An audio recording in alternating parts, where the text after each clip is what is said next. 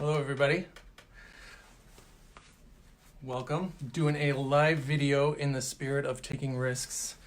I feel like I've been talking about that a lot with my clients lately and felt like it was hypocritical not to do something myself. But for this video, I want to talk about, I did a blog post on this a while back, but I want to talk a little more in depth about something I hear sometimes, and maybe you do too, from people who go to see a therapist, and their takeaway is, after a few sessions, is, I tried therapy, but it made things worse. And that's a very real experience. I think that a lot of people come away with that after, like I said, a first few sessions. Now, not always. Therapy can feel really good. I mean, a lot of people, and I think everybody, eventually comes to that place where it feels awesome to have a safe person and a safe place to talk about that thing you can't talk about. And to know that that space is being held for you in confidentiality and safe, to know that you're doing something about what you're going through, to have a plan, it can be such a huge relief. And that's really, really real. And I think eventually everybody gets there. But it is very real for some people sometimes to feel like it just made things worse. And here's why I think that is. Now to get there, I want to explain something, and I've got a visual representation of a clinical model of what we call the development of the false self. And the way that happens is, now false self, that's kind of one of the accepted terms in narrative therapy and some other different approaches, but that's this guy down here. And I think it's kind of an unfair name because I don't think he's just a false self. But let's start over here. This represents just life.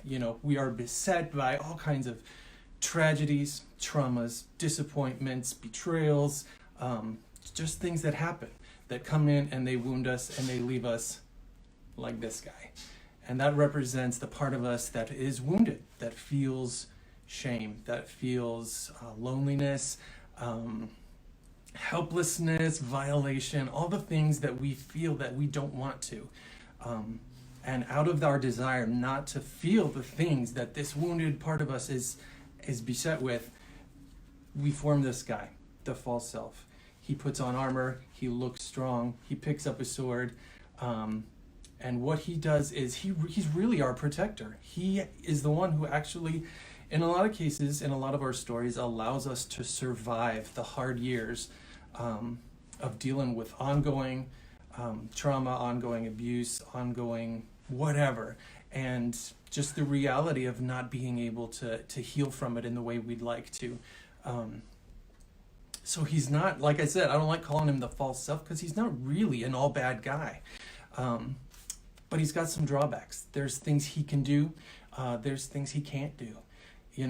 He can't really take this armor off because the purpose is not only to protect this from the outside world, but also to protect this from ourselves, because we don't want to feel this anymore. So what he does is he bottles all this up. He keeps it safe, locked inside the armor where nobody can touch it, not even us. And so he can keep us safe. He can keep us from feeling this, but he can't be responsive. He can't let anybody in. And you know what? He's got weapons to defend himself, so he's probably going to hurt other people. So even though he gets us through some of the hardest years of our lives and the hardest seasons, he's really not the most helpful thing as we move forward. Take it for instance,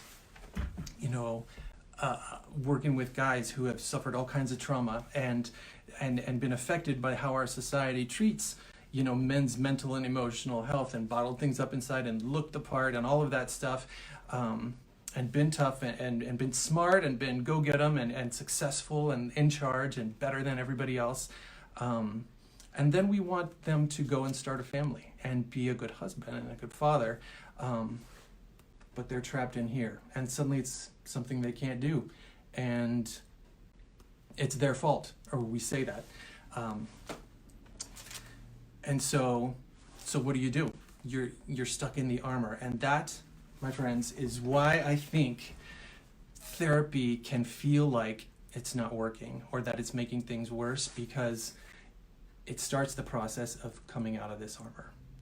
It's about putting down the sword, putting down the defenses, and reconnecting with the part of you that's the most wounded. And that means you have to feel that stuff. It means you stop denying that it's there, you stop blocking it out, you start talking about it and letting somebody else in. And that feels awful. It can. It can feel really bad to have to face the things that you blocked away because they were unfaceable. But we don't do it just because it hurts. We don't go into the pain for the sake of the pain. We do it because that wounded part of you deserves to be heard and deserves to be cared for. And you can learn to care for that part of yourself in a way that doesn't trap you in armor that makes everything else in life a battle. And so, like I said, I believe everybody who really sticks with it and pushes through that place of feeling the pain of opening up the wounds and realizing, oh my God, I did not know I hurt this bad. It's such a hard place to be. But for everybody who pushes through, I believe you find that it's worth it. Check out, I got a short little blog post about this as well. Hopefully I'll be making more of these videos soon. Thanks for checking in, guys. I see you. But take care and push through.